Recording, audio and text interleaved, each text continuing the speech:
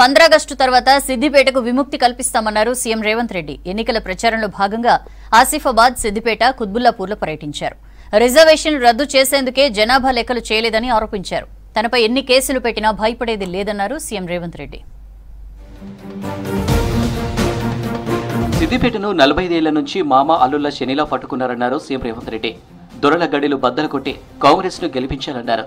సిద్దిపేటలో road show నిర్వహించారు CM Revanth Reddy. Medak జిల్లాకు BHEL, ఇక్రిషాడ్ వంటి సంస్థలను కాంగ్రెస్ తెచ్చిందన్నారు. బీసీలంతా ఐక్యంగా నిలిచి నీలమ్మను గెలిపించాలన్నారు మంత్రి కొండ సురేఖ. పోలీసు లాఠీ దెబ్బలతో అక్రమ కేసులు పెట్టి జైల్లో లేస్తుంటే అట్లాంటి మీ ప్రాంతం నుంచి ఎంపీగా ఒకవేళ ఓట్లేసి గెలిస్తే ఏమంటాడు? వీర్ర వీగడా, మీసాలు మెలిపెట్టడా? నా కొడకల్లారా, మిమ్మల్ని బూట్ల కింద తొక్కినా సిగ్గు లేకుండా నాకు ఓట్లేసిందని మీ తల మీద కాలు పెట్టి తొక్కడా రేపు? మీరు ఒక్కసారి ఆలోచన చెయ్యండి అన్న. ఇక్కడ హరీష్ రావు బాధితులు కోకొల్లలుగా ఉన్నారన్న.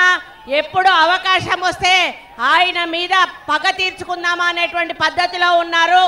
ఈ రోజు వాళ్ళకు అవకాశం వచ్చింది.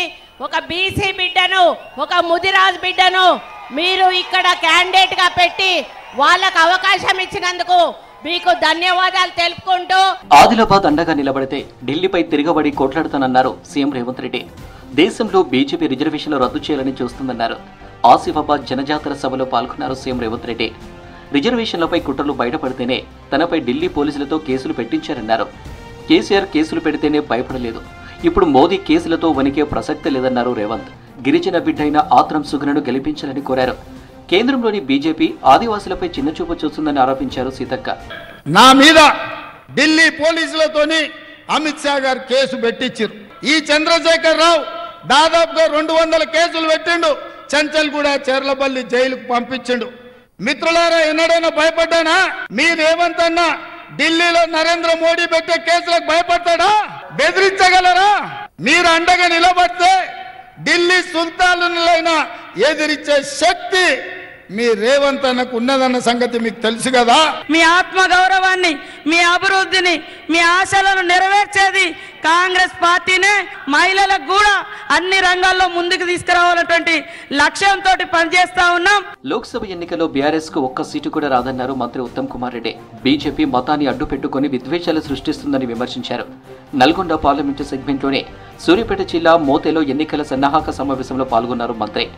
బీజేపీ మళ్లీ అధికారంలోకి వస్తే ఎస్సీ, ఎస్టీ, బీసీ, మైనారిటీ రిజర్వేషన్లు రద్దు చేస్తుందన్నారు ఉత్తమ్.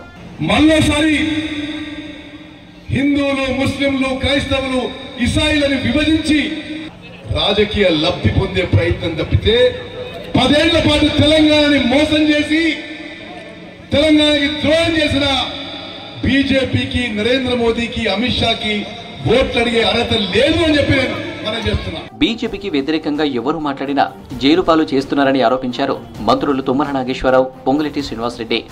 ఖమ్మం జిల్లాలో కాంగ్రెస్ అభ్యర్థి రఘురామరెడ్డికి మద్దతుగా సిబిఐ నేతలతో సమావేశమయ్యారు.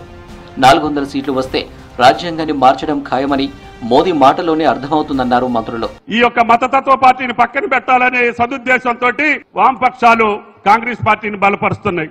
ఒకవేళ రేపు కాంగ్రెస్ పార్టీ కూడా ఏదన్నా తప్పుడు వ్యవహారం చేస్తే మీరు ఊరుకోరని కూడా మాకు తెలుసు అని చెప్పి కూడా మీకు ఈ సందర్భంగా మనవి చేస్తున్నాం. కాబట్టి ఆ గతి, ఆ స్థితి నేను మట్టికి రానియను. మీరు నామా నాగేశ్వరరావు గారిని గెలిపించినట్లయితే మంత్రిని చేస్తాను అని చెప్పుకొచ్చారు.